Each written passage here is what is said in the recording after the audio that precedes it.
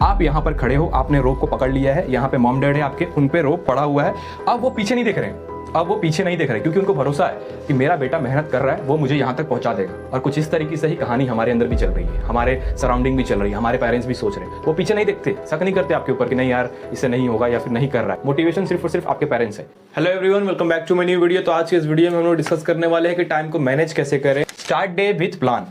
अगर आपने बिना प्लान के किसी भी दिन की शुरुआत कर दी, इसका मतलब वो दिन आपका वेस्ट गया। उसको वेस्ट ही बोलेंगे, भले ही आपने 1-2 घंटा उसके अंदर स्टडी भी की होगी तो वो वेस्ट होगा। क्योंकि किसी भी चीज को अगर आपको अचीव करना है तो एक पूरा उसका शेड्यूल होता है, पूरा उसका टाइम टेबल होता है, रोज का प्लान होता है कि इतना काम आज किया। वो सारे काम को जोड़ोगे तो एक पूरा गोल बनता है कि हाँ अब हम लोग रेडी है एग्जाम को देने के लिए, अब हमारा सारा चैप्टर तैयार हो गया है, सारी स्ट्रेटेजी हमने इसके अंदर यूज कर ली है। तो सबसे इंपॉर्टेंट क्या है, आपको क्या करना है, आपको प्लान बनाना है। रोज रोज उठ के एक शॉर्ट नोट्स में आप लिखोगे कि आज मुझे ये वाले चैप्टर्स पहले कवर करने हैं, फिर इसके PYQ सॉल्व करने हैं, फिर इसके कुछ हाई लेवल्स के क्वेश्चन सॉल्व करने हैं। तो इस तरीके से आपको सबसे पहला काम क्या, सुबह में उठो और ब्रश करो और जल्दी से फ्रेश होकर आपको जस्ट एक नोट पे लिखना है कि कल मैंने ये सारी चीजें करी थी, आज मुझे ये सारी चीजें करनी है। उसके बाद स्टार्ट कर दो सारी चीजों को, ठीक है। तो सबसे पहला क्या हो गया, स्टार्ट डे विथ प्लान, ठीक है। सेकंड देखो, डिवाइड इनटू स्मॉल पार्ट्स। अब सबसे इंपॉर्टेंट चीज है, अब क्या होता है कि अगर मान लो मैंने यहाँ पे नोट बना लिया तो अब ये बच्चा इसके अंदर बहुत सारी चीजें लिख देगा। अब बहुत सारी चीजें लिखने को तो लिख देगा, लेकिन जब दिखेगा तो उसको थोड़ा सा डर लगेगा, अरे यार इतनी सारी चीजें तो मैंने आज तक नहीं करी है तो मेरे से होगा।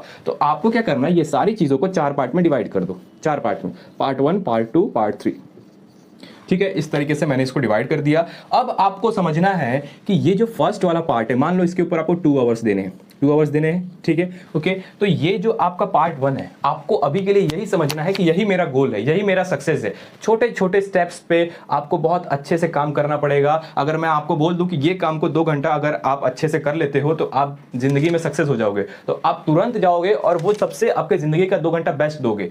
आप अपना टाइम जो 2 घंटा देने वाले हो काम में, मैंने बोला कि वो काम में अगर आप 2 घंटा देते हो तो आपको मैं जिंदगी में सक्सेस बना दूंगा, मतलब आप सक्सेस हो जाओगे, ठीक है। तो आप दोगे, उसमें बेस्ट वाला दोगे। तो वही चीज हर एक स्टेप पे सोचना है कि अपना बेस्ट देना है। आपको समझ के चलना है कि ये जो स्मॉल पार्ट है ना, ये आपका गोल है, इसको पहले खत्म करो, फिर इसको, फिर इसको, फिर इसको। ऐसे ही बहुत सारे स्मॉल टास्क मिलके आपका एक बड़ा गोल को अचीव करने में हेल्प करेंगे, ठीक है। तो सेकंड पॉइंट क्या है, डिवाइड इनटू स्मॉल पार्ट्स, आपको डिवाइड कर देने हैं, ओके।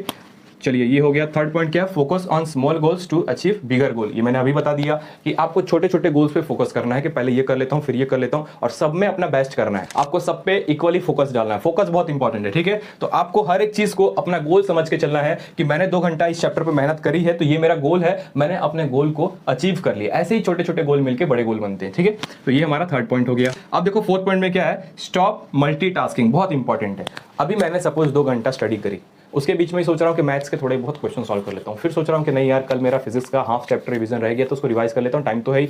तो अगर आप बहुत सारी चीज़ों को एक साथ करोगे तो आपका फोकस खराब होगा, आपका एक जगह अपना बेस्ट दिमाग देगा ही नहीं वहाँ पे, ठीक है ना। तो आपको मल्टीटास्किंग नहीं करनी है, आपको किसी भी एक टाइम एक ही चीज़ पे फोकस करना है। इतना फोकस करो कि कहीं से क्वेश्चन आ जाए, आपको सॉल्व करना ही करना है। तो आपका फोकस इस तरीके से होना चाहिए। तो फोकस कब होगा, जब आप किसी भी काम को एट अ टाइम एक ही काम पे फोकस करोगे, तब आपका फोकस अच्छा होगा, ठीक है। आई होप आपको ये समझ में आया होगा। उसके बाद सबसे इंपॉर्टेंट पॉइंट, अब अगर आप रिलेटिव्स के साथ हो, आपके फैमिली में रिलेटिव्स होंगे, है ना, तो रिलेटिव सबसे बड़े डिस्ट्रैक्शन है, हमेशा आपको डिस्ट्रैक्ट करेंगे। 1-2 को छोड़ के जो लाइफ में मेहनत किया होगा आपने, वही आपको एक अच्छी सलाह देगा कि हाँ देखो बेटा ऐसे करते हैं, वो आपको अच्छी सलाह देगा। मैक्सिमम रिलेटिव्स यही बोलेंगे कि आपका बच्चा तो बहुत मेहनत कर रहा है, बहुत मेहनत कर रहा है, और वो अंदर से सोचते हैं कि काश उसका सिलेक्शन ना हो, फिर देखो फिर मैं फोन लगाता हूँ, इस तरीके की थिंकिंग रखते हैं। तो मुझे एक बात बताओ कि आपका मेहनत, आपका टाइम और आपका गोल सब कुछ आपका है, तो डिस्ट्रैक्शन उनका लेकर क्यों चलते हो? बात समझ रहे हो? आप अपना बेस्ट करो, आपको मेहनत करना है, डिस्ट्रैक्शन किसी का भी लेके नहीं चलना। ये सब इंस्टाग्राम छोड़ो यार, ये सब क्या कर रहे हो अभी आप, बहुत टाइम मिलेगा इसके लिए, ठीक है। तो ये सब नहीं करना अभी, ठीक है। देखो मेहनत करना सीख गए ना, तो भले ही फील्ड कोई भी हो, मानता हूं 1 बार हारोगे 2 बार हारोगे, जो भी बच्चा मेहनत करेगा उसके अंदर चुल रहेगा कि मुझे सक्सेस होना ही है, क्योंकि मैंने 2 साल 3 साल मेहनत करा है, बाकी मेहनत नहीं कर रहे हैं वो भी सक्सेस हो रहे हैं, तो मैं क्यों नहीं हो रहा। तो उसके अंदर चुल रहेगा और वो एक ना एक दिन सक्सेस हो ही रहेगा, ठीक है। ओके चलिए नेक्स्ट पॉइंट पे बढ़ते हैं। नेक्स्ट पॉइंट क्या है हमारा, नेक्स्ट पॉइंट है टेक अ ब्रेक। अब देखो दिमाग पे लोड नहीं डालना, दिमाग पे बिल्कुल भी लोड नहीं डालना, क्योंकि सब कुछ उसकी वजह से ही चल रहा है। अगर उसको आप डिस्ट्रैक्ट करोगे तो ये सारी चीजें चीज़ें फॉलो नहीं हो पाएंगी। इसलिए अगर आपको लगता है कि 2 घंटे के बाद दिमाग बहुत ज़्यादा भारी भारी सा लगे तो आपको अपना बेस्ट काम करना है। जैसे मुझे बाहर घूमना अच्छा लगता है तो थोड़ा सा बाहर जाकर वॉकिंग करके आ जाओ नेचर में, तो फिर से माइंड फ्रेश हो जाएगा, या फिर कुछ खा लो या फिर कुछ पी लो, है ना। तो इस तरीके का शॉर्ट ब्रेक ले सकते हो और वापस रीस्टार्ट करना है आपको, ठीक है। अब यहाँ पर देखो, हर एक स्मॉल गोल के बाद आपको रिमाइंडर लगाना है। सपोज मैंने 2 चैप्टर अपने कंप्लीट किए तो उसके बाद मुझे रिमाइंडर लगाना है कि नहीं आशीष, इसके बाद मुझे ये करना है। तो ऐसा रिमाइंडर लगाओगे ना तो वो रिमाइंडर एक इंसान की तरह आपको ट्रीट करेगा कि नहीं आशीष देखो ये हो गया, अब आपको ये करना है। हर एक टाइम के बाद वो आपको बोलेगा कि नहीं देखो ये हो गया, ये करना है। तो आपको ऐसा लगेगा कि वो भी आपका फ्रेंड है जो कि आपको वो बार बार रिमाइंड कराएगा कि नहीं देखो ये करना है, ठीक है। तो इस तरीके से आप ट्राई किया करो, रिमाइंडर लगाया करो, आपको हेल्पफुल होगा, ठीक है। चलिए नेक्स्ट पॉइंट देखते हैं। नेक्स्ट पॉइंट है सेल्फ डिस्कशन। सेल्फ डिस्कशन बहुत इंपॉर्टेंट चीज़ है। सपोज मान लो कि दिन भर मैंने 3 चैप्टर के अच्छे से रिवीजन कर लिए हैं, तो आईने के सामने या फिर कहीं भी अपने रूम में साइड में बैठ जाओ, एक सामने अपने ऑब्जेक्ट रख दो, ठीक है। ऐसे इस तरीके से सामने एक ऑब्जेक्ट रख दो और इसको सुनाओ कि देखो इसका आंसर ये था, दिस दिस दिस। ऐसे सुनाओगे ना तो आपको वो चीज़ें सुन के ना और स्ट्रांगली याद हो जाएगी। मतलब आपने, एक तो होता है कि सिर्फ देख के याद करना, एक होता है सुन के याद करना। तो आप जब उसको सुनाओगे तो खुद भी सुनोगे तो आपका इस तरीके से रिवीजन बहुत स्ट्रांग हो जाएगा, ठीक है। तो क्या करना है आपको, सेल्फ डिस्कशन करना है। नेक्स्ट पॉइंट देखो, नेक्स्ट पॉइंट बहुत इंपॉर्टेंट है। नेक्स्ट पॉइंट है कंट्रोल योर माइंड।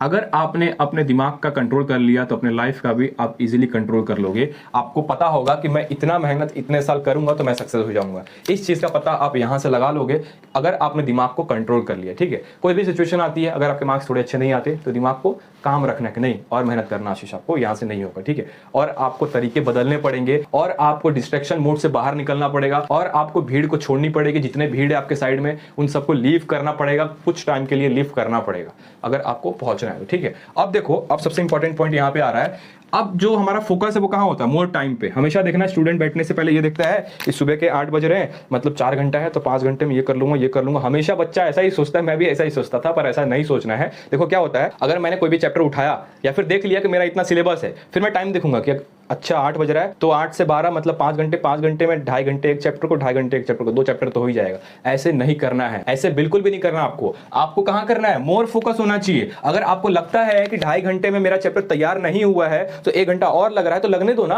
डिपेंड करता है कि उस चैप्टर से आप आंसर दे पाते हो कि नहीं। चाहे 3 घंटा दो, चाहे 4 घंटा दो। अगर मैंने 2.5 घंटे में चैप्टर को फिनिश कर दिया जोर जबरदस्ती, लेकिन मुझे आंसर ही नहीं आ रहा तो क्या मतलब, समझ रहे हो इस चीज को। तो डिपेंड करता है कि आपका फोकस कितना है। आपको फोकस रखना किसी भी एक चैप्टर पे, भले ही टाइम उसका कितना भी हो जाए। ज्यादा चैप्टर करने से ज्यादा मार्क्स नहीं आते, जितना अच्छे से चैप्टर करोगे उतना ही मार्क्स आएगा।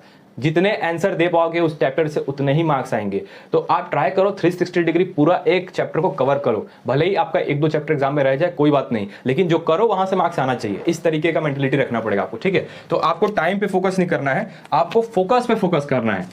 अब बच्चा क्या करता है, मोर चैप्टर पे फोकस करता है। मतलब जेईई मेंस का सपोज एग्जाम है तो वो खोल लेगा पूरा चैप्टर्स, ठीक है।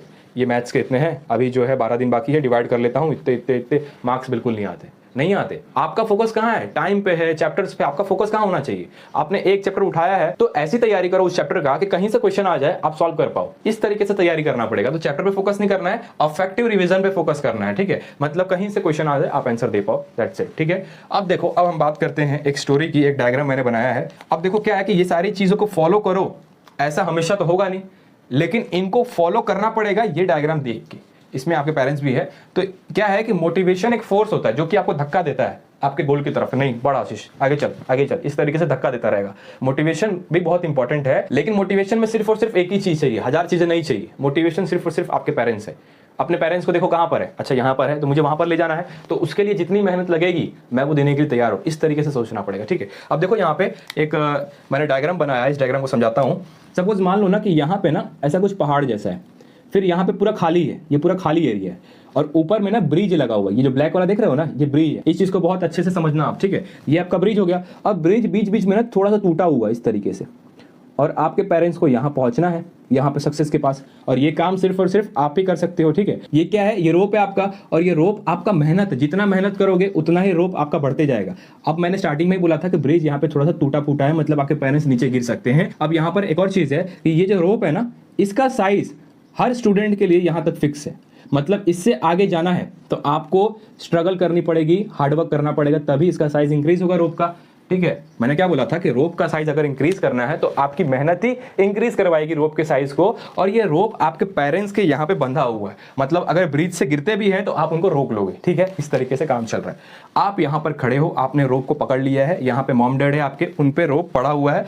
अब वो पीछे नहीं देख रहे हैं, अब वो पीछे नहीं देख रहे क्योंकि उनको भरोसा है कि मेरा बेटा मेहनत कर रहा है, वो मुझे यहाँ तक पहुँचा देगा। और कुछ इस तरीके से ही कहानी हमारे अंदर भी चल रही है, हमारे सराउंडिंग भी चल रही है, हमारे पेरेंट्स भी सोच रहे हैं। वो पीछे नहीं देखते, शक नहीं करते आपके ऊपर कि नहीं यार इससे नहीं होगा या फिर नहीं कर रहा है। उनकी मेंटेलिटी एक ही है, वो सिर्फ आगे जाते जाते हैं, अपना फर्ज निभाते हैं, मेहनत करते हैं और वो सिर्फ आगे मूव करते जाते हैं। अब आप सोचो, अगर आप मेहनत नहीं कर रहे और आपके पेरेंट्स इस जोन में पहुंच गए जहां पे ब्रिज टूटा फूटा है, यहाँ पहुंच गए, अगर आपने मेहनत नहीं किया तो रोप का साइज इंक्रीज नहीं होगा, मतलब यहीं से छूट जाएगा और हो सकता है आपके पेरेंट्स यहां से गिर जाए।